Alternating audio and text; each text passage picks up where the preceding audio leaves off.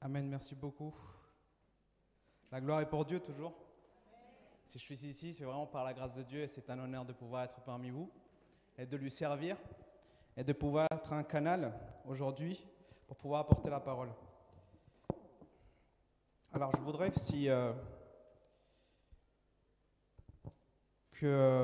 comme j'ai su que le frère, le pasteur, alors donnez-moi juste un instant.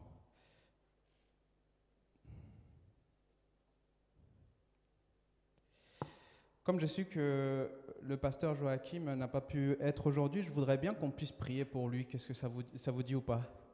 Ensemble, comme Église, pouvoir prier pour lui afin que Dieu l'édifie. Et là où il est, qu'on puisse prier pour lui. Tous les frères aussi qui sont en ligne, qui font partie de cette Église, qu'on puisse vraiment avoir un cœur pour prier pour ce pasteur, qui a un cœur pour cette Église où Dieu l'a appelé à pouvoir servir. Alors, je voudrais vraiment qu'on soit en communion dans ce sens. Seigneur, je te remercie pour ces instants que tu nous permets d'être ensemble, Seigneur, pour pouvoir te louer, mais aussi pour pouvoir écouter de ta parole, Seigneur. Entrer dans ta présence, Seigneur, dans tes parvis, Seigneur, et pouvoir se reposer, pouvoir apprendre, pouvoir changer, être renouvelé, Seigneur. Mais en cet instant, je veux prier particulièrement pour le pasteur Joachim, en cet instant, peu importe ce qu'il a, Seigneur. Je prie pour que ta puissance puisse le relever de là où il est, Seigneur. Lui donner, l'édifier, Seigneur. Lui donner les forces dans l'esprit, les forces dans la foi, Seigneur, mais aussi, Seigneur, sur sa chair, Seigneur, afin qu'il puisse être renouvelé d'énergie, de force, Seigneur, de vigueur, Seigneur. Je te remercie énormément pour tout cela. Je te remercie parce que je sais que tu le protèges, car c'est toi qui l'as envoyé, et quand tu l'as envoyé là, tu es là avec lui, et rien ne peut contre lui, car tu es avec lui, Seigneur. Et c'est pour cela que nous te rendons toute la gloire, et nous te rendons toute reconnaissance à toi. Merci, au nom de Jésus-Christ. Amen. Je peux être témoin, vous pouvez vous asseoir. Je peux être vraiment témoin, si tu peux continuer, c'était vraiment top. J'adore. Et je peux être vraiment témoin des changements que cette église a pu avoir. Effectivement, je pense que ça a fait environ 3 ans, même plus. Je crois qu'à 5 ans aussi, j'étais déjà venu parce que je n'avais pas forcément prêché, mais c'était mon grand-père et puis après mon père. Et j'ai pu voir en fait toute l'évolution et je peux vous dire en fait vraiment l'évolution que, en tout cas je peux témoigner de l'évolution que cette église a pu avoir. Premièrement, je me rappelle avant on avait juste une église droite comme ça. Et je me rappelle très bien, on avait le mur à droite ici, là. Et voilà, on avait juste cet espace-là. Et voir que ça s'agrandit comme ça et de plus en plus de personnes qui viennent appelées par Dieu, c'est vraiment incroyable, transformées par la puissance de Dieu. Et je remercie Dieu pour cela, parce que je peux être témoin visuel de ce que Dieu a pu faire dans cette église. Et je rends gloire à Dieu parce que cette église est en train d'accomplir ce que Dieu a demandé à l'église, faire des disciples, faire appeler et baptiser au nom du Père, du Fils et du Saint-Esprit. Et je remercie le Seigneur vraiment parce que je peux le voir et je me réjouis avec vous vraiment de voir cette évolution-là. Aujourd'hui, je voudrais apporter une parole qui a une relation avec ce que vous êtes en train de vivre en ce moment, puisque j'ai cru comprendre que le thème actuellement, c'est « Le temps est venu pour sortir des limitations ». Et vous êtes actuellement en jeûne de 21 jours, du 1er décembre jusqu'à la fin décembre. Si j'ai cru bien comprendre, c'est bien ça? Waouh! Déjà, je dis waouh, parce que si tous les soirs vous vous rejoignez ici pour aiguiser votre épée, pour aiguiser votre bouclier, pour aiguiser vos chaussures, pour aiguiser votre casque, pour aiguiser votre cuirasse de justice, pour aiguiser votre ceinture de vérité, franchement, c'est des temps qu'il ne faut pas passer à côté. Je crois que ces temps que vous allez vivre, c'est des temps où Dieu va amener une révélation nouvelle pour renouveler votre esprit, pour renouveler la foi de cette église, l'église en elle-même. Et je remercie Dieu vraiment pour ces prises de décision qui ont été faites, parce que je crois que tout cela vient pour la gloire de Dieu. Tout cela est pour la gloire de Dieu. Tout cela est pour que nous puissions être renouvelés, changés, pour que nous puissions être des acteurs dans cette société actuelle dont tant a besoin de Christ, dont tant a besoin d'entendre la vie, dont tant a besoin d'entendre la vérité.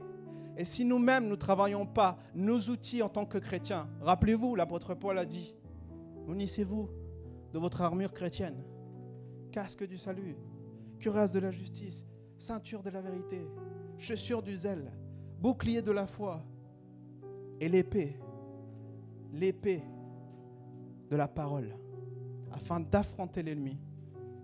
C'est par la parole qu'on affronte l'ennemi. Et je remercie vraiment le Seigneur pour ces temps et je suis vraiment content d'être ici, vraiment content. Et c'est dans ce sens-là que je vais apporter du coup la parole d'aujourd'hui, une parole vraiment que m'a été inspirée par Dieu. Et cette parole va être sur sortir des limitations. Jusqu'au jour d'aujourd'hui, je n'avais pas encore le thème. Du coup, je l'ai mis, sortir des limitations. Donc, en fait, il y a 2 points principaux qui sont la cause des limitations en tant que chrétien. Et aujourd'hui, je voudrais vraiment que si vous avez de quoi noter, si vous avez de quoi écrire, parce que là, je vais commencer à donner pas mal de versets. Et ça serait vraiment cool que vous puissiez faire par la suite une recherche chez vous de tout ce qui va être dit aujourd'hui. Et je souhaite vraiment que le Saint-Esprit soit le guide dans ce temps, de ma bouche, de ce que je vais dire, de ce que je vais penser, et que vraiment tout cela soit pour sa gloire. Donc, il y a 2 grands points. Vous qui êtes chez vous, n'hésitez pas à prendre de quoi noter, votre Bible aussi, votre téléphone, peu importe comment vous apportez votre Bible, mais ouvrez votre Bible. La Bible, c'est avec celle que vous allez être renouvelée, ça va être celle avec qui vous allez grandir. Alors, je vous pousse à pouvoir ouvrir vos Bibles. Et il y a 2 points principaux, en fait, pour la cause des limitations en tant que chrétien. Le premier point, c'est notre nature pécheresse que nous avons à cause de la chute depuis Adam et Ève. Et le deuxième point qu'on va aborder aussi, ça va être notre adversaire. Est-ce que vous savez qui est notre adversaire? Qui? Le diable. On l'appelle aussi Satan ou ange de lumière.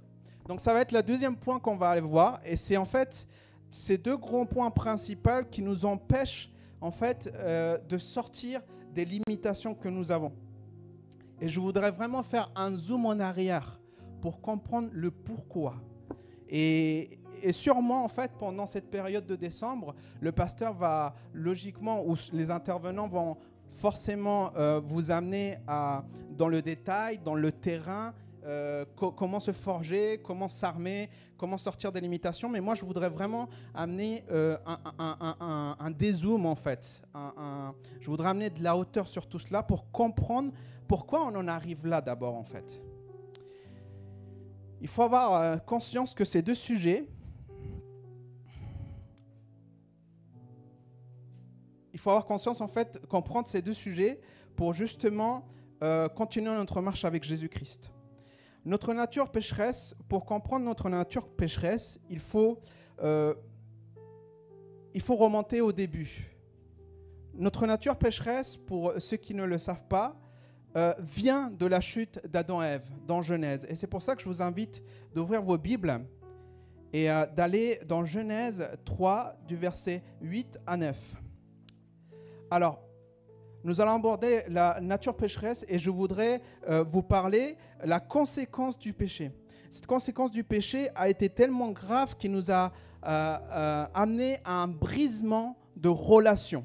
Et ce sont 4 relations principales qui ont été brisées. Et c'est pour cela que je voudrais que vous puissiez noter, si vous avez de quoi noter, les 4 brisements principaux qui ont été brisés là dans Genèse. Genèse chapitre 3 du verset 8 au 9. Je ne sais pas si c'est affiché. Génial. Genèse chapitre 3 du verset 8 au 9. Je vous laisse prendre le temps pour pouvoir chercher dans la parole. Je vais vraiment aborder le sujet rapidement, mais ça va être très consistant. C'est pour ça que je voudrais que vous puissiez être concentrés là-dessus. Genèse chapitre 3, verset 8 au 9. Il est dit: quand ils entendirent la voix de l'Éternel, Dieu en train de parcourir le jardin vers le soir, l'homme et sa femme se cachèrent loin de l'Éternel, Dieu au milieu des arbres du jardin. Cependant, l'Éternel Dieu appela l'homme et lui dit: où es-tu ? Où es-tu ? Lorsqu'Adam et Ève ont péché, la première réaction qui était, en tant qu'humain, à cet instant-là, c'était de se cacher, de s'éloigner de Dieu. Le premier brisement dans cet instant-là, c'est la séparation entre Dieu et l'humain. Je me cache de Dieu. J'ai honte. Je n'ai pas envie qu'il me voie comme ça. Et donc, la première conséquence du péché, ça a été ce brisement, c'est-à-dire la séparation entre Dieu et l'humain. Pourquoi? Parce que le péché n'a pas de part avec la sainteté. Donc, si tu pèches, tu ne peux pas être en relation avec Dieu. Il faut quelque chose pour renouer cette relation. C'est le premier brisement qui a été fait. Le deuxième brisement, c'est pour ça que je vais vite. Donc soyez concentrés, parce que sinon ça va prendre trop de temps.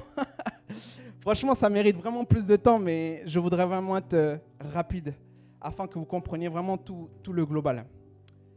La deuxième chose qui a été brisée, c'est la relation avec nous-mêmes. Et on le voit dans Genèse 3, du verset 10 au 11. Genèse 3, du verset 10 au 11.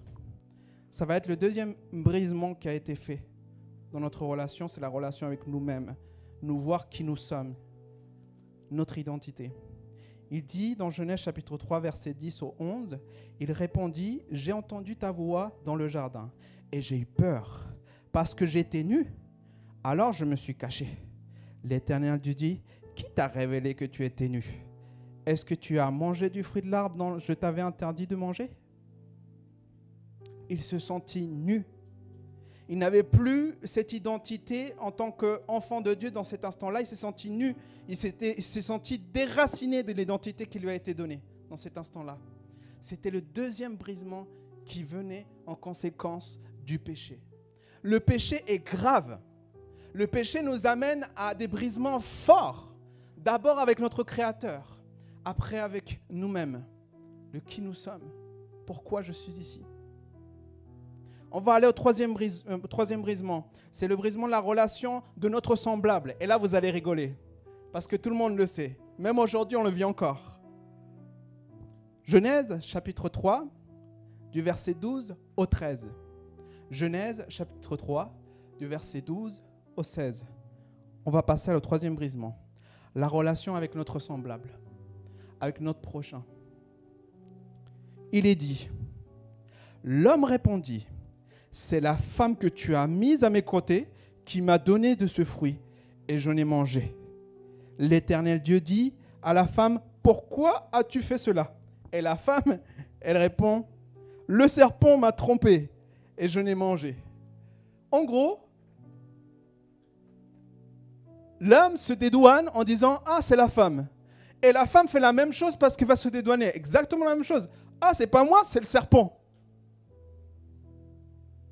Le troisième brisement ici, ça va être se briser des relations de l'un et l'autre. Parce que cette relation entre Adam et Ève était pour que ça soit fusionnel, pour qu'ils soient ensemble, qu'ils soient une communion ensemble. Mais en cet instant-là, il y a une séparation. Il a tout de suite jeté la faute à la femme. La femme a jeté tout de suite la faute au serpent. Il y a eu tout de suite une embrouille entre la femme et l'homme. Alors que Dieu avait dit beaucoup plus tôt dans le Genèse, si vous avez l'occasion, chapitre 2, qu'il a fait semblable à l'homme. Il a pris de la côte et il a fait semblable à l'homme. Alors notre prochain, celui qui est à côté de nous, celui qui est en face de toi, le péché nous amène à être contre lui. C'est pour ça que tu entends des gens qui parlent contre l'autre derrière. Ah ouais, l'autre il a fait ça, lui il a fait ça. Ah, tu l'as vu l'autre fois, il a fait ça. Ah, lui il est comme ça. Il est trop méchant. Lui, c'est un haineux, il est fou, il est malade. Tous les préjugés, les jugements contre les personnes, on met cet écart-là. Qu'est-ce qu'amène cela? C'est quoi qu'amène cela? Le péché. Le péché encore. Le péché a fait tellement de dégâts qu'il nous a fait séparer de nos semblables, de celui qui est à côté de nous. Pourtant, c'est le même. Pourtant, ils peuvent vivre les mêmes galères que toi, ou peuvent être différents, peu importe. Mais c'est un humain comme toi. Il a des émotions comme toi. Il vit des expériences comme toi. Ce n'est pas parce qu'il a une autre expérience qu'il est différent de toi. Non. Il a été créé par la main de Dieu comme toi, tu as été créé par la main de Dieu. Qu'il croit ou qu'il ne croit pas, il a été créé par la main de Dieu. Peu importe. Quatrième brisement. La relation avec la nature. Alors c'est là peut-être, ça peut être discuté. Il y en a qui vont dire, pourquoi la nature? Allons à la Bible. Genèse chapitre 3, verset 17 au verset 19. Genèse chapitre 3, verset 17, verset 19. Le 4e brisement, la relation avec la nature. Il l'a dit à l'homme, « Puisque tu as écouté ta femme et mangé du fruit au sujet duquel je t'avais donné cet ordre, tu ne mangeras pas. Le sol est maudit à cause de toi. » À cause de qui? À cause de l'homme. À cause de toi, la terre où il était là a été maudite. C'est avec peine que tu en tireras ta nourriture tous les jours de ta vie. Jusqu'à aujourd'hui, on doit faire un effort pour manger. Tu dois aller travailler pour avoir de l'argent et payer pour manger. Jusqu'à aujourd'hui. Il te produira des ronces et des chardons, et tu mangeras de l'herbe des champs. C'est à la sueur de ton visage, au travail. Surtout avant. Aujourd'hui, ça va. Il y en a qui travaillent sur des ordi comme moi. Je ne suis pas énormément. Mais je dois être présent, je dois sacrifier mon temps, je dois être là. Ça prend de moi, ça prend de mes pensées. Ça requiert un effort. C'est dans ce sens-là. La sueur de mon visage, de mon front. Et ce, jusqu'à ce que tu retournes à la terre, puisque c'est d'elle que tu as été tiré. C'est de la terre même là qui a été maudite. C'est d'elle que l'homme a été tiré. Il a pris de la poussière. Oui, tu es poussière, il dit, et tu retourneras. Dites-le fort, tu retourneras. Si tu viens de la poussière, pourquoi tu ne prends pas soin de ta planète?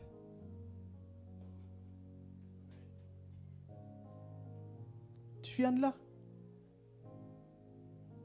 Alors, je ne veux pas être trop occidental là-dessus, hein.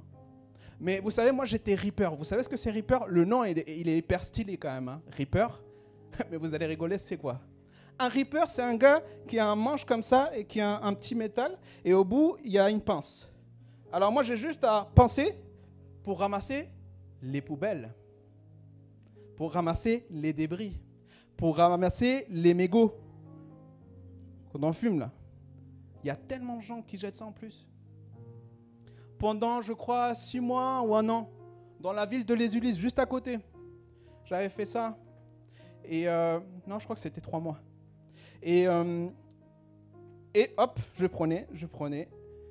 J'avais un gros sac et j'allais pendant toute la ville en train de ramasser tout ce que vous jetez, vous. En train de ramasser. Et tout ce que je jetais, moi aussi.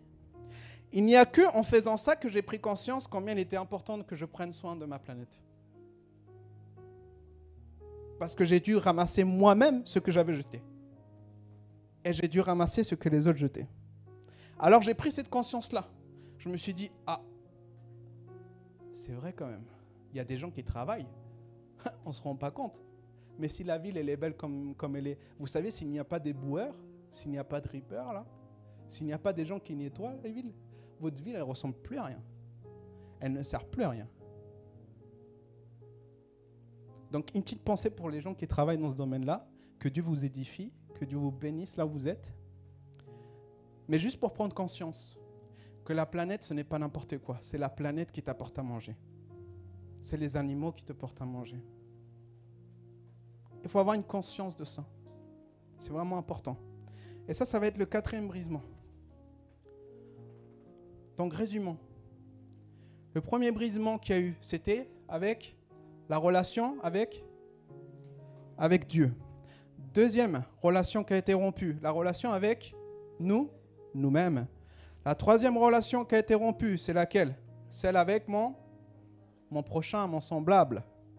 Le 4e qui a été rompu, c'est elle avec ma nature. Enfin, pas ma nature, la nature plutôt. Notre nature pécheresse nous pousse constamment à faire le mal. Car toutes ces relations, en fait, ont été brisées. C'est pour cela que le péché nous amène à ce mal-là. Parce qu'il a brisé ces choses-là. Et il faut prendre conscience de ça. C'est-à-dire que cette nature-là, elle nous suit. C'est une malédiction qui nous suit. Mais j'ai une bonne nouvelle pour toi. Parce que cette malédiction, elle peut être brisée par le nom de Jésus-Christ. Ce qui te suit là, ça peut être brisé par le nom de Jésus-Christ. Et il t'aidera à prendre conscience qu'il faut prendre soin de ton semblable, qu'il faut aller vers Dieu, qu'il faut aller vers ton prochain, penser à ta planète, penser aussi à ta personne. Dieu veut te réconcilier de tous ces brisements qu'il y a eu. Dieu veut réparer tous ces brisements qu'il y a eu. Je veux aller dans Romains chapitre 5, du verset 8 au 12. Romains chapitre 5, du verset 8 au 12. Toi qui es chez toi, n'hésite pas à y aller. Romains chapitre 5, du verset 8 au 12, il est dit « Mais voici comment Dieu prouve son amour envers nous.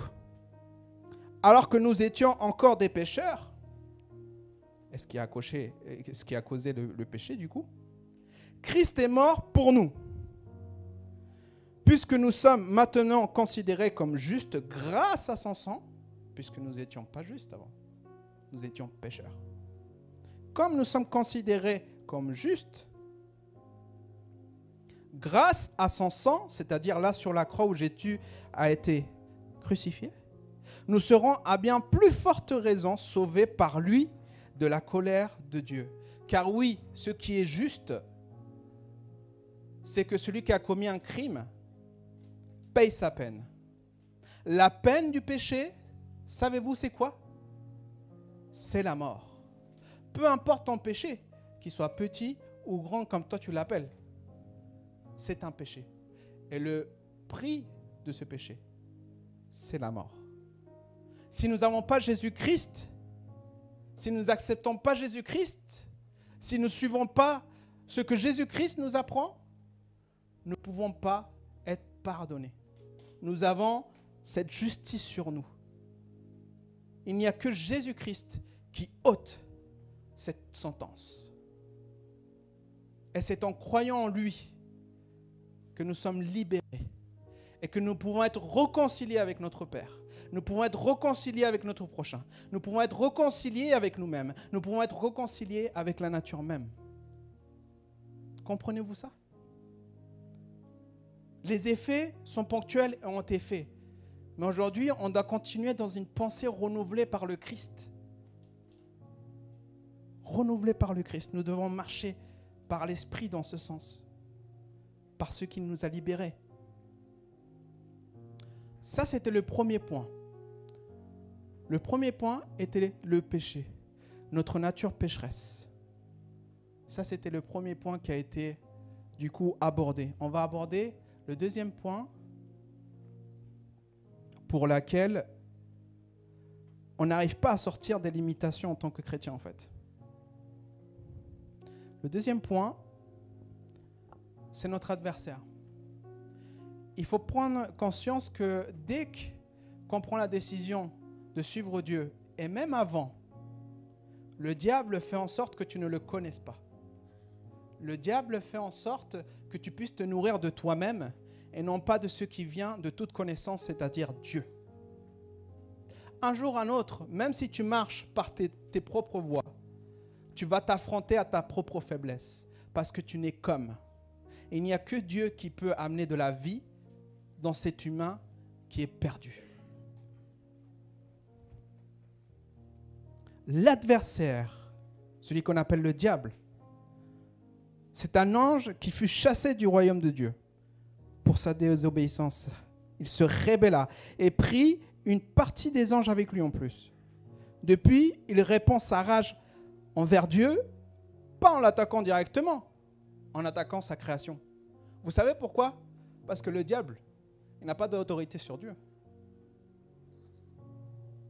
Du coup, qu'est-ce qu'il fait le diable? Il attaque qui? Sa création, ce que Dieu aime. Donc quand tu prends ce que Jésus te dit, avec moi tu as la victoire, tu l'as chanté, c'est que tu es en train de prendre les promesses de Dieu pour toi. Et tu es en train de déclarer j'ai la victoire parce que j'ai moi je suis Jésus-Christ. Et Jésus-Christ m'a dit que je suis victorieux en lui. Et que lui, par lui, j'ai été racheté. Il n'a plus d'autorité sur toi.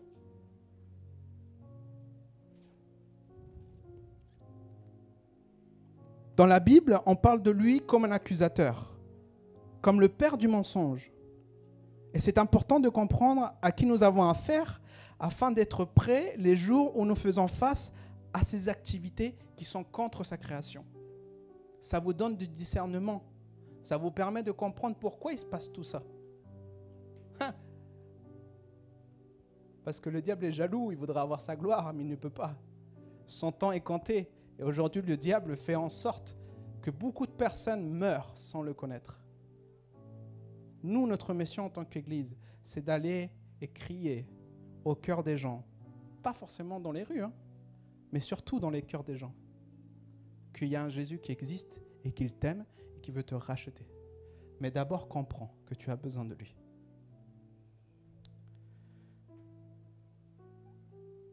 Et dans la parole, vous allez remarquer tout le temps que nous sommes dans un stade, lorsqu'on connaît Jésus-Christ, où il faut veiller.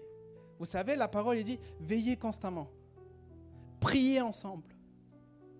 Édifiez-vous les uns les autres. Pourquoi ? Parce qu'en fait, c'est quelque chose de dynamique. Lorsque tu commences à vivre l'évangile, c'est-à-dire que tu acceptes Jésus-Christ et toutes ses promesses sont en toi, il y a quelque chose de dynamique. D'accord ? Et c'est une course. Et cette course a un but, la vie éternelle. Et tu es là. Tu cours la course.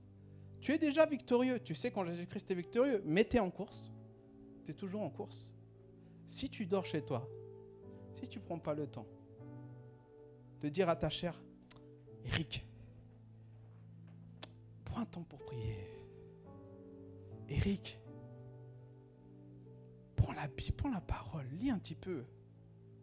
Édifie-toi dans l'esprit. Eric, parle avec Dieu. Laisse que le Saint-Esprit te parle. Libère tes pensées. Laisse que le Saint-Esprit te change, te renouvelle, te transforme. C'est quelque chose de dynamique. Constamment. La vie chrétienne, il faut être fort. Je vous dis tout de suite. Tous ceux qui sont non-croyants, même ceux qui nous voient, peut-être tu es non-croyant. Il va falloir être fort et ferme. Mais sache que tu n'es pas tout seul. Parce que les forces viennent de celui qui t'a donné la vie. Par toi-même, jamais tu pourras. Je te le redirai encore une fois. Tu fais le beau gosse, tu continues à faire ta vie, à tes réussites, tu vas te retrouver devant ton miroir et te dire, mais qu'est-ce que je fais là en fait ? Ouais, j'ai la réussite super, mais qu'est-ce que je fais là en fait ? Je vais mourir. Où est le sens dans tout ça ? Retrouve du sens, reviens à la source. Tu es là pour te donner la vie, le sens qu'on a besoin tous dans nos vies. Je vais aller dans 1er de Pierre, chapitre 5, du verset 8 au 9. Premier livre de Pierre, premier livre de Pierre, chapitre 5, du verset 8 au 9.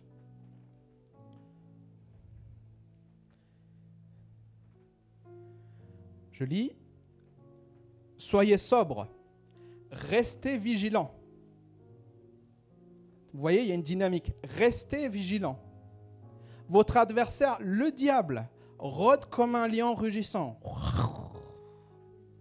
Il rôde. Il tourne autour de toi.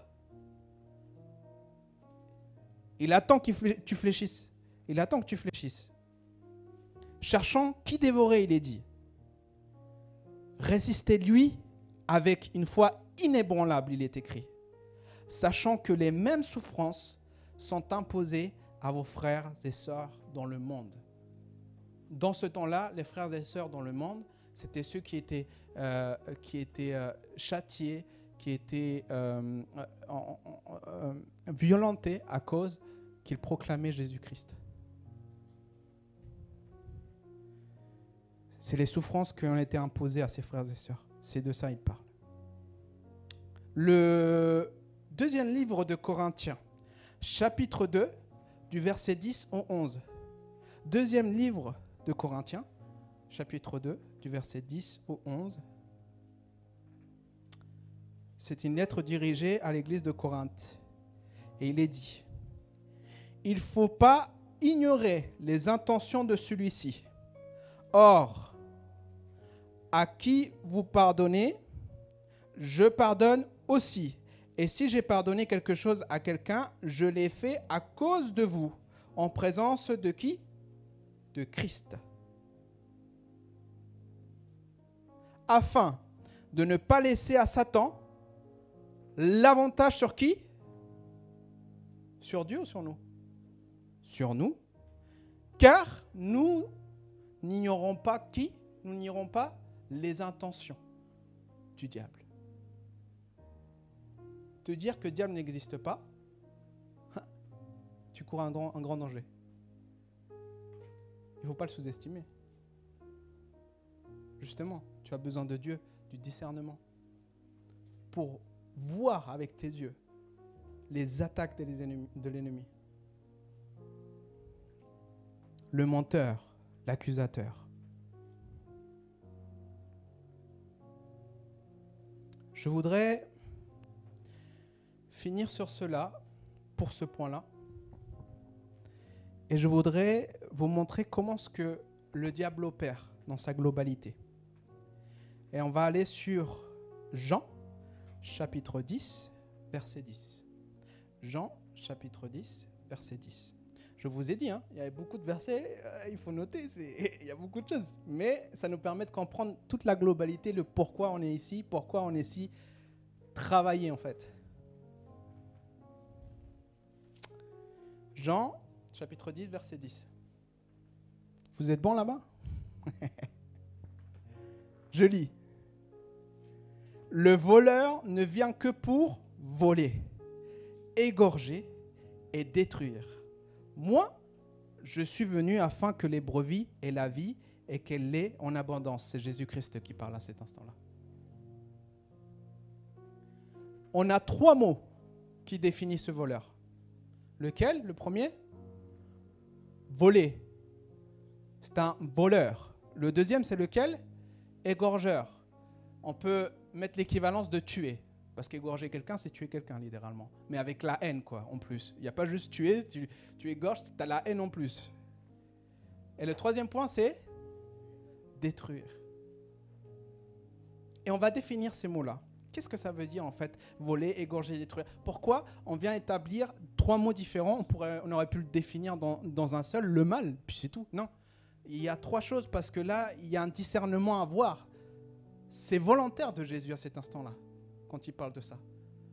Il y a un discernement à voir. Le voleur, comment est-ce qu'il agit? Il vole.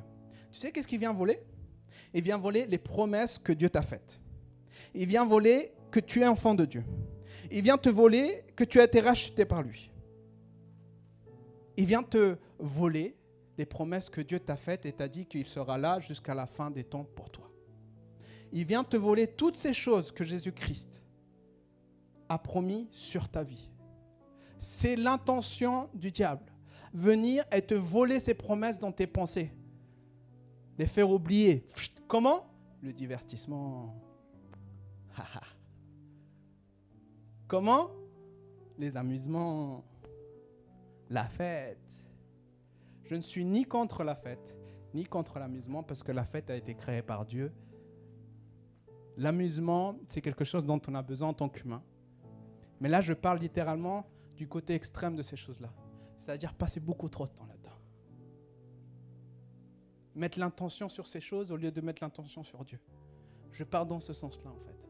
Il faut avoir un équilibre. Parce que dans tout ça, n'oubliez pas qu'il y a le diable qui travaille. Ne soyez pas ignorants. Regardez qui est en face de vous. Un lion rugissant en train d'attendre que tu fléchisses.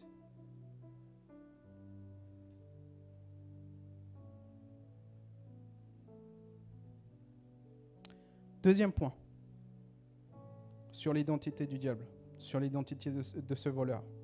C'est quoi? Égorger, tuer, littéralement. Qu'est-ce qu'il veut tuer selon vous? Il veut tuer ta nouvelle créature, celle que Dieu a faite en toi. Il veut tuer qui tu as été établi par Jésus-Christ.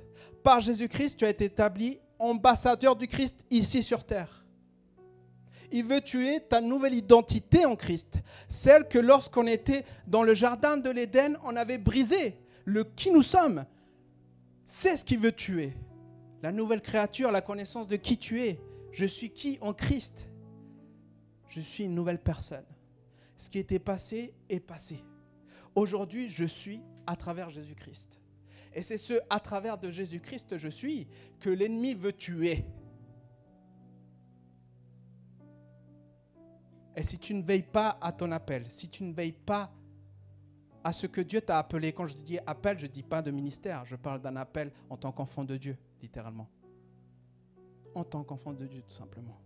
Peu importe que tu sois pasteur, prophète, mets-moi tous les noms qui existent du monde, des services. Non, moi je parle de enfant de Dieu. C'est cet enfant de Dieu qui veut te détruire.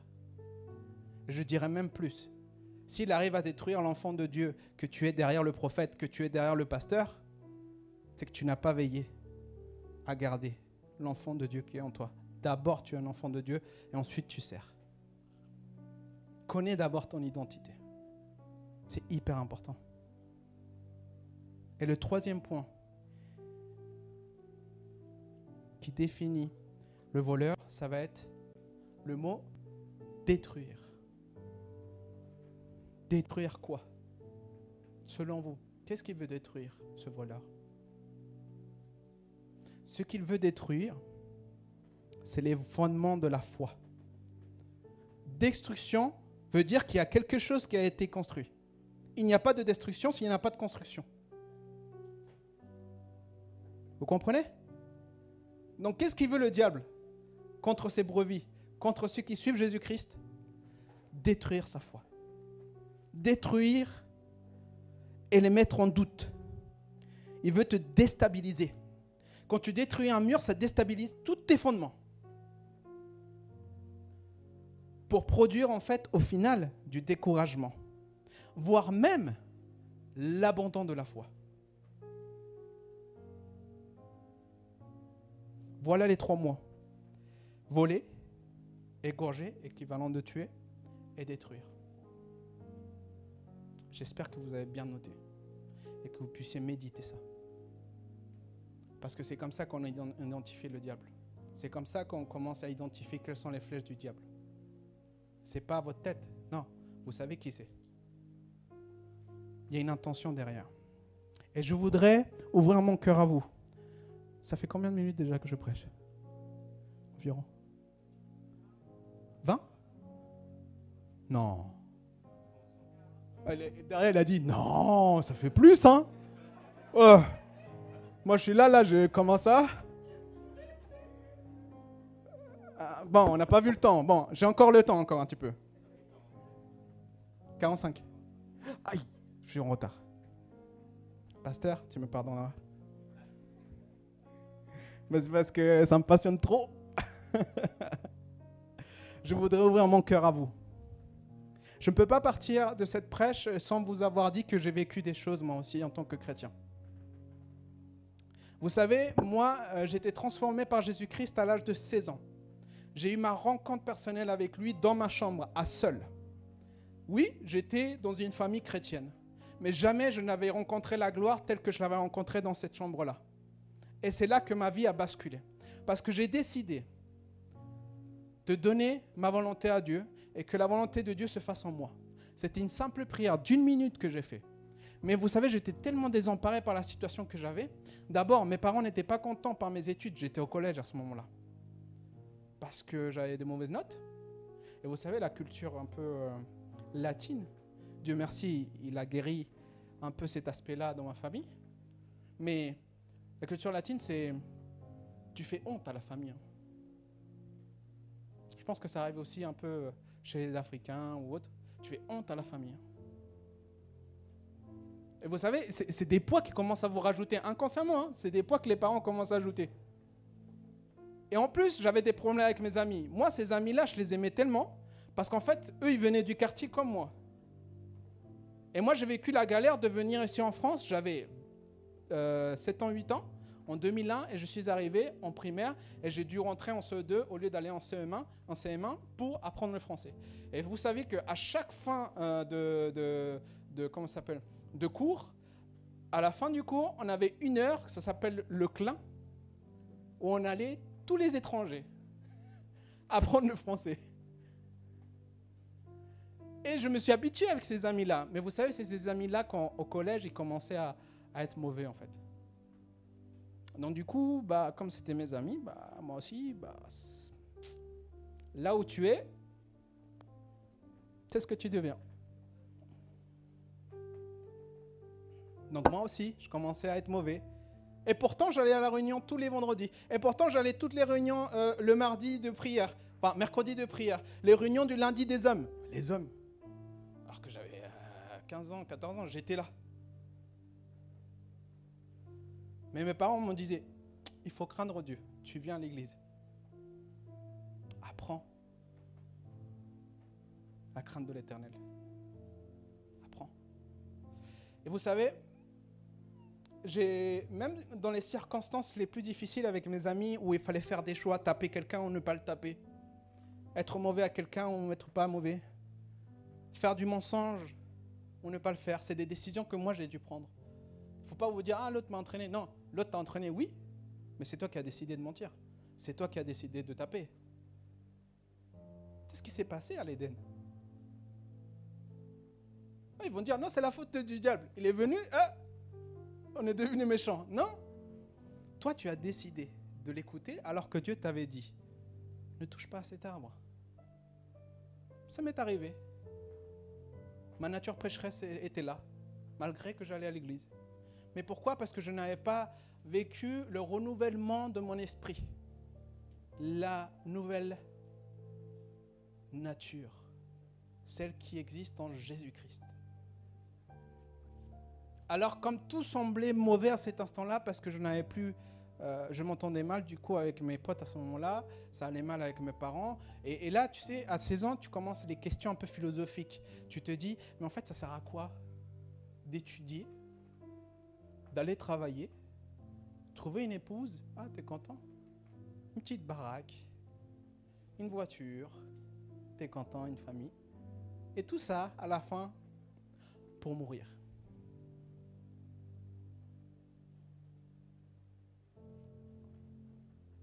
Il faut retrouver du sens. À cet instant-là, j'avais besoin de sens. J'avais besoin de comprendre pourquoi en fait je suis là. Alors j'ai fait cette prière, je me suis rappelé de toutes les fois que j'étais là. Le prêcheur, il disait, parle à Dieu comme ton ami. Parle comme s'il était à côté de toi. Et la foi, crois. Ça n'a pas servi à rien que je sois là, malgré que je m'endormais pendant la prêche. Non, ça n'a pas servi à rien. D'ailleurs, je vais vous dire quelque chose à la fin sur ça. Et du coup, j'ai rencontré Jésus-Christ à mes 16 ans. Et c'est là que j'ai connu ma nouvelle nature. Mais vous savez, après reconnaître ma nouvelle nature, j'ai connu des choses glorieuses, des miracles. J'ai été dans la présence de Dieu, tu sais, où tu es là dans le secret, où tu es édifié, tu es renouvelé, tu es restauré, où tu commences en fait à manger de la parole alors qu'avant ça ne t'intéressait pas. À cet instant-là, ça commence et tu as une soif. Pourquoi? Parce que tu as été revêtu de la nouvelle nature. Et cette nature-là, maintenant, elle a besoin de manger de l'esprit. Et même malgré ça, 2 ans, 3 ans après, 18 ans, 19 ans, les relations commencent. Je dois rencontrer quelqu'un.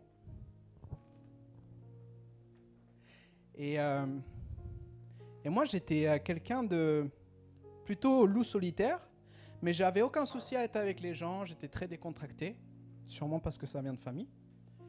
Et du coup, je faisais des connaissances facilement.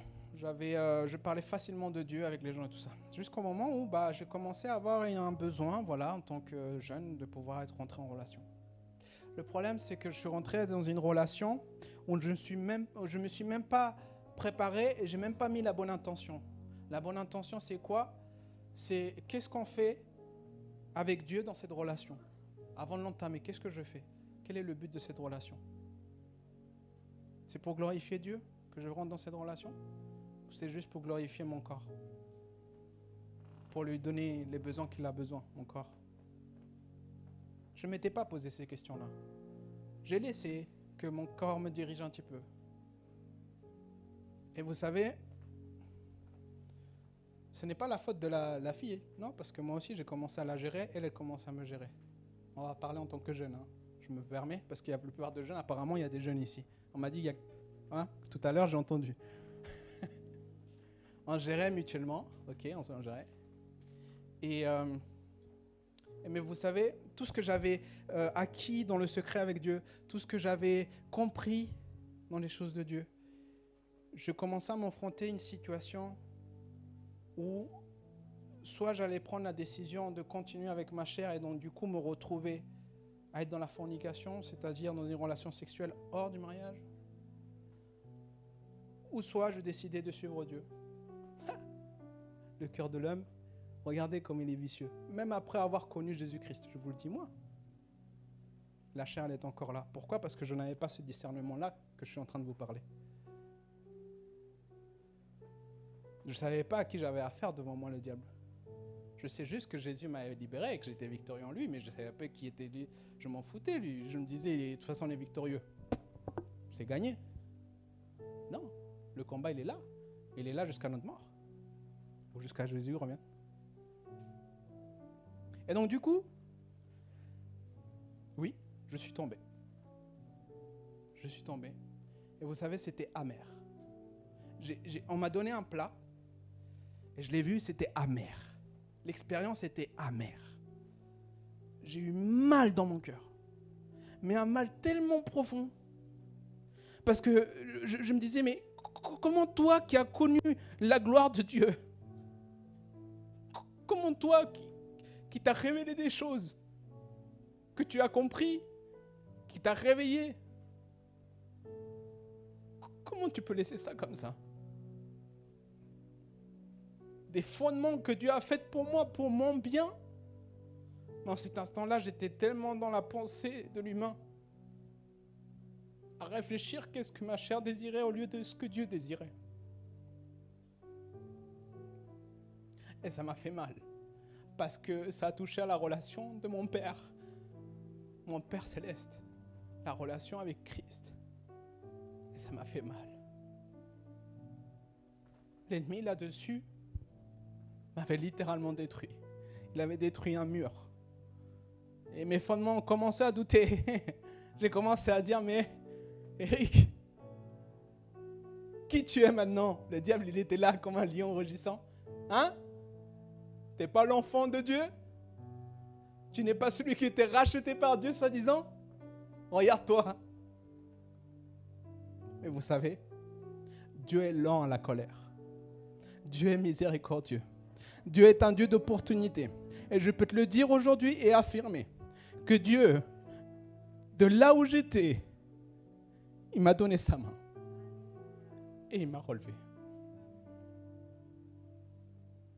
Sans discuter, il m'a dit ne pêche plus, viens. Accroche-toi à mon message, accroche-toi quand Jésus-Christ t'a pardonné. Et j'ai passé outre à cette relation. J'ai dû refuser cette relation. Et j'ai dû rétablir de l'ordre dans le corps. Perdre du temps ?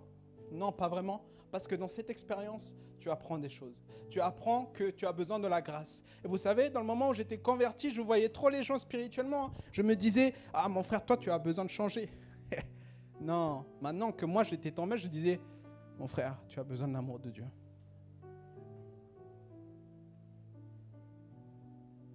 Mon frère, tu as besoin de la miséricorde de Dieu. Mon frère, tu as besoin d'être changé par l'Esprit de Dieu.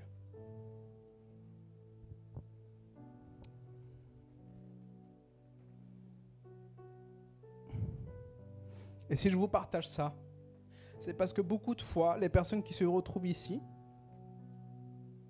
on croit que tout est beau. Mais ce n'est pas le cas, on vit des choses. Et ces choses-là qu'on vit nous apprend à grandir dans la vie spirituelle, dans la maturité spirituelle. Tout ce que je peux vous dire, c'est que Dieu est un Dieu de grâce, que Dieu est un Dieu qui pardonne, que Dieu est un Dieu d'opportunité, que Dieu est un Dieu qui veut t'aider à aller au-delà de ce que toi tu ne peux pas. Là où tu as du mal, là où tu combats, Dieu veut t'aider, Dieu veut te porter la main. Pourquoi hésites-tu ? Crie à Dieu. Demande-lui. Dieu est plus vivant que toi-même. Dieu, il est là pour te porter, pour t'aider, parce qu'il t'aime. Rappelez-vous d'un amour inconditionnel.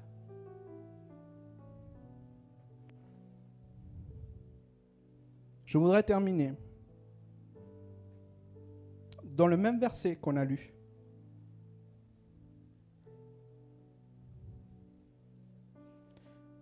De Jean chapitre 10, du verset 7 au 9. En fait, ce qu'on avait lu tout à l'heure sur le diable, c'était juste ce qu'il y avait après ça. Mais avant, il y avait tout le secret dans ce verset. Et c'est pour ça, je vous pousse à aller sur Jean, chapitre 10, du verset 7 au 9.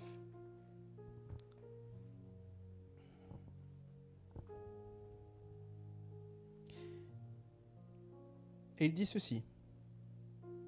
C'est encore Jésus-Christ quand il parlait justement sur les brebis, qu'il y avait le voleur. Jésus, avant, il avait dit ça. Jésus leur dit encore, en vérité, je vous le dis, je suis à la porte des brebis. Je suis la porte des brebis, pardon. Tous ceux qui sont venus avant moi sont des voleurs et des brigands. Mais les brebis ne les ont pas écoutés. C'est moi qui suis la porte. Si quelqu'un entre par moi, il sera quoi? Sauvé. Il entrera et sortira et il trouvera de quoi se nourrir. Je voudrais finir par ça. On a vu les 2 points qui font qu'on a du mal à se sortir des limitations en tant que chrétien parce qu'en fait, on vit tellement de choses qu'au final, on ne comprend pas, il y a du brouhaha, on n'arrive pas à mettre des mots. Parce qu'en fait, il y a un combat. Il y a un combat avec le premier point, notre nature pécheresse, et le deuxième point, le diable qui veut notre peau. Et il faut comprendre que quand tu es chrétien, tu t'engages à Jésus-Christ, tu ne t'engages pas à des prêtres, tu ne t'engages pas à des pasteurs, tu t'engages avec Jésus-Christ. Et Jésus-Christ te demande de t'engager aussi avec l'Église. Au service de l'Église, pour édifier l'Église. Parce que dans l'Église, il y a des pécheurs qui ont des besoins comme toi. D'être édifiés, d'être renouvelés.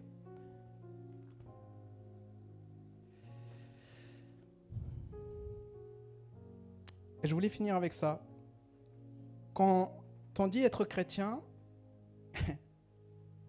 c'est pas comme les sceptiques ou les athées qui disent bah, vous êtes juste des moutons. Parce que là, on parle de moutons quand même. C'est-à-dire Dieu parle de moutons par rapport à ce sens-là. Mais ce qui t'anime est mauvais. Parce que quand Dieu parle de moutons, il parle d'un berger qui prend soin de son troupeau. Il parle d'un berger qui fait attention à son troupeau, qui veille à qu'il soit dans le bon enclos, qui veille à que tu ne dévies pas là où la troupe va. Il est là, toujours en train de veiller avec son bâton. Eric, où est-ce que tu es? Je crois que tu vas trop loin là. Reviens vers moi. Il faut aller à la destination. Et Dieu est prêt à arrêter tout le troupeau pour aller à ta recherche.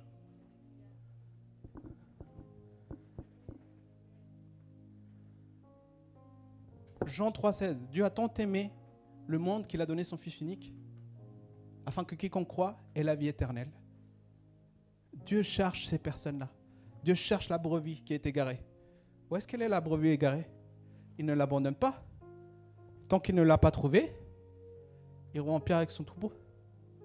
C'est pour ça que l'Église doit continuer à être remplie. Parce qu'il y a des brebis qui sont égarés, qui ont besoin de revenir dans le troupeau. De revenir et restaurer tous ces points qui ont été brisés. Aime ton Dieu avec toutes tes pensées, avec tout ton cœur, ton âme. Et la suite, elle dit, aime ton prochain comme toi-même. Je vous dirai même plus.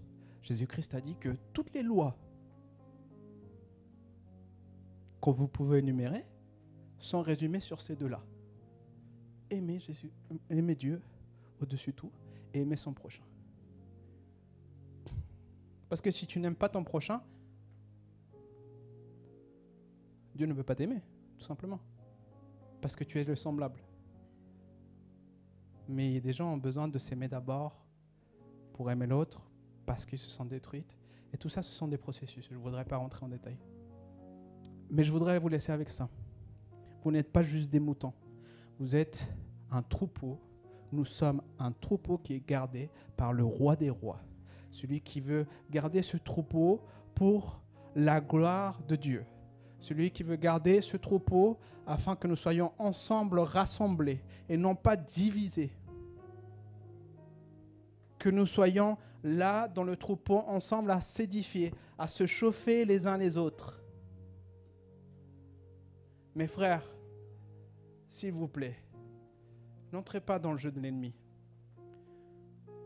Ne rentrez pas dans les commentaires. Ah, le frère, la sœur, elle a fait ça, le frère, elle a fait ça. S'il vous plaît, ça c'est des jeux. C'est fini. Vous avez discerné l'ennemi, vous savez ce que l'ennemi veut maintenant. Vous l'avez là. Et c'est pour ça que vous avez des limitations, vous n'arrivez pas à aller au-delà, parce qu'il y a le péché et il y a l'ennemi qui sont là, constamment en train de vous limiter. Et vous, vous n'avez pas le discernement, vous avancez, vous faites « Ah, ah, ah ». Non, arme-toi de l'armure de Dieu. Avance. Tu représentes le royaume de Dieu. Tu ne représentes pas n'importe quoi. Je voudrais finir, je l'ai déjà dit, ça c'est les prêcheurs, c'est un truc comme ça. Et jamais ils finissent. Ouais, je voudrais juste qu'on prie ensemble. Je vous invite à vous lever, là où tu es chez toi aussi, de prendre un temps pour pouvoir t'analyser. Si tu peux continuer.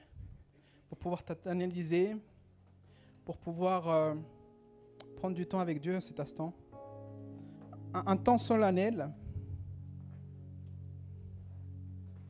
Parce que le Saint-Esprit veut vraiment vous révéler afin que vous puissiez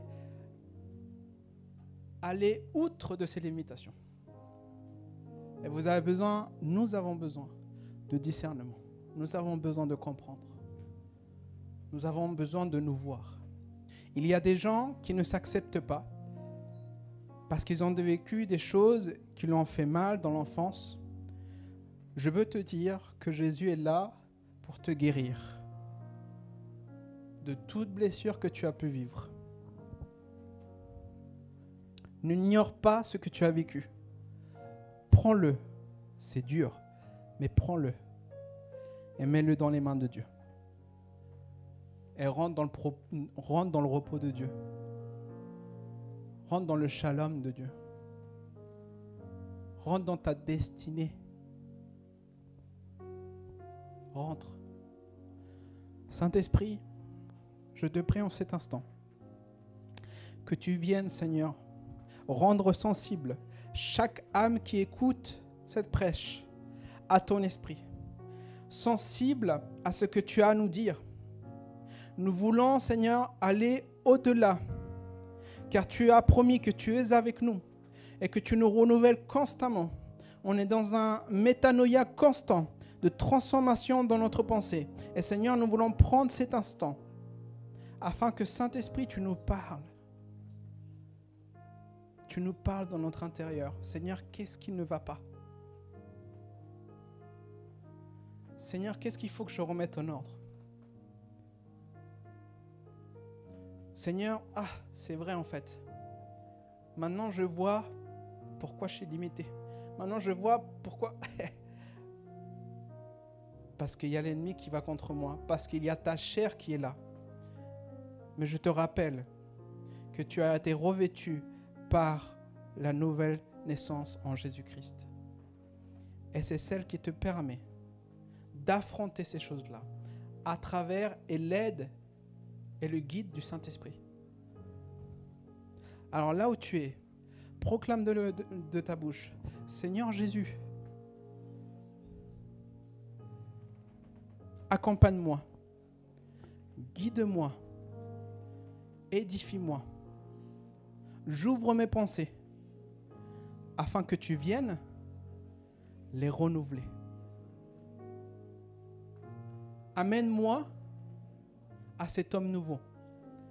Amène-moi à cette femme nouvelle-là que tu as prévue pour moi. Ramène-moi dans ta destinée. Restaurer tous les points qui ont été brisés dans ma vie. Avec toi d'abord Dieu, avec mon prochain, avec moi-même et avec tout ce monde que tu as créé, cette planète, cette nature. Vous savez, Jean 3,16, il est dit, Dieu a tant aimé le monde. Le monde, c'est cosmos. Ce n'est pas seulement l'humanité, c'est le monde en entier. Il vient libérer ça. Il vient reprendre ça. Parce qu'il a vaincu la mort, là, sur la croix. Et il l'a fait visible des hommes, afin qu'ils voient qu'il n'y a que Dieu qui peut faire ça. Et qu'on peut se confier qu'en Jésus-Christ. Il n'y a pas d'autre prophète. Il n'y a pas d'autre nom, au-dessus d'autre nom, que celui de Jésus-Christ, qui est venu ici sur terre, afin de te libérer. Tu ne marches pas pour faire des bonnes œuvres. C'est ta nouvelle nature qui te pousse à faire des bonnes œuvres. Tu n'as pas été racheté par les œuvres. Tu as été racheté parce que tu en avais besoin et tu étais perdu. Et Jésus est allé vers toi et non toi vers lui. C'est Jésus qui est allé te récupérer. L'évangile consiste à ça. Constamment se renouveler, ses pensées. N'oubliez pas votre casque de salut, n'oubliez pas votre cuirasse de justice, votre ceinture de vérité, n'oubliez pas les souliers, les chaussures du zèle de l'évangile, n'oubliez pas le bouclier de la foi, celle qui vous maintient ferme dans la protection divine. Sous mes ailes, je te prends, dit le psaume 91. Sous mes ailes, c'est une image pour te dire que Dieu il est tellement éternel qu'il est capable de te protéger là où tu es, peu importe que tu sois aux toilettes, que tu sois au travail, que tu sois dans un autre pays, il est là, que tu sois dans la cité. Il est là pour te protéger. Et n'oublie pas l'épée. Aiguiser l'épée. Aujourd'hui, on a besoin d'aiguiser l'épée. L'épée, c'est la Bible. Si tu ne prends pas le temps de t'entraîner avec, ça ne sert strictement à rien, ton épée. Tu es là juste à te défendre. À un moment, il faut attaquer par la parole. Quand Jésus a été tenté, il a été tenté par quoi? Par la parole. Et Jésus, il a attaqué avec quoi? La parole.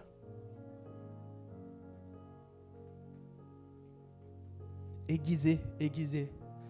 Ces temps-là que vous allez avoir de jeunes que Dieu a permis dans cette saison, dans cette église, profitez d'y aller. Et d'aller à la face à face de Dieu, à la rencontre de Dieu, afin que vous soyez transformés de l'intérieur et renouvelés, afin que les autres voient qu'il y a une lumière là, dans cette église, qui est en train d'émaner, qui est en train de me changer. Et c'est celle de Dieu qui est en moi, qui me renouvelle, me transforme, afin que je sois témoin, le sel de la terre. Quelque chose qui donne du goût, qui donne du sens à toutes ces vérités qui sont dans ce monde et qui n'ont presque plus de sens. Tu viens amener du sens dans ce monde. Merci Saint-Esprit pour ces temps que tu nous as permis d'avoir, Seigneur. Je te loue et je te glorifie. Nous te rendons gloire tous en tant qu'Église. À toi soit toute gloire et honneur, Seigneur.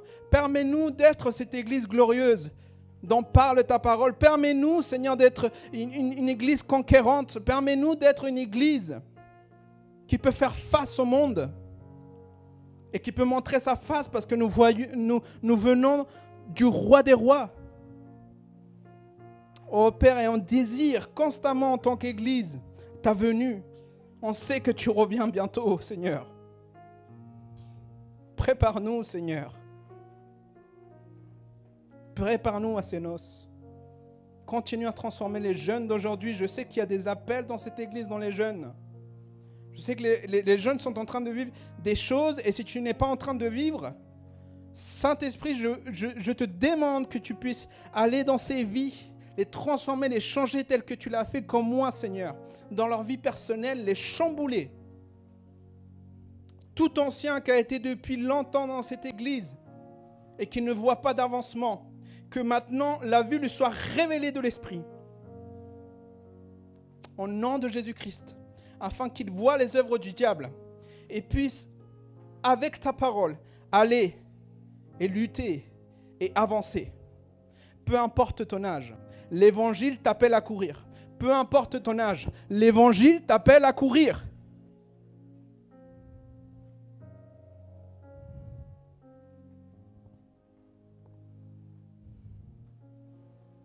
Seigneur, que ça ne soit pas juste une parole en vaine. Que cette parole puisse rentrer dans chacun de nos cœurs, Seigneur. Et que ce terrain soit fertile à recevoir cette semence de ta parole. Afin que nous soyons fermes et nous tenions fermes face à toutes ces choses qui sont contre nous et à franchir toutes nos limites et être complètement libre. Tu le dis, tu es la vérité, tu es celui qui a franchi, qui libère. Oui Seigneur, merci pour cet instant. Pendant que je préparais la parole, c'était hier soir, beaucoup ne le savent pas. Le Saint-Esprit m'a amené quelque chose dans les pensées. Je fais très attention de parler au nom de Dieu. Parce qu'on ne parle pas de n'importe qui. Mais voici ce que j'ai senti. Le Seigneur, dans cette église, m'a fait sentir qu'il y a des jeunes qui hésitent au baptême. Le Seigneur m'a fait sentir qu'il y a des membres ici dans cette église qui hésitaient au baptême, qui avaient du mal à pouvoir officialiser sa croyance en Jésus-Christ. Je veux te dire une chose.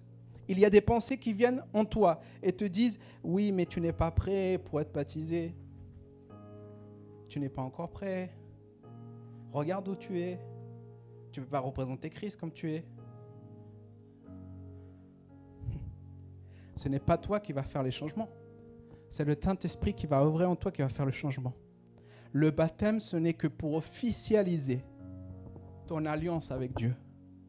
Que je crois en lui, que je le suis, que je veux le suivre.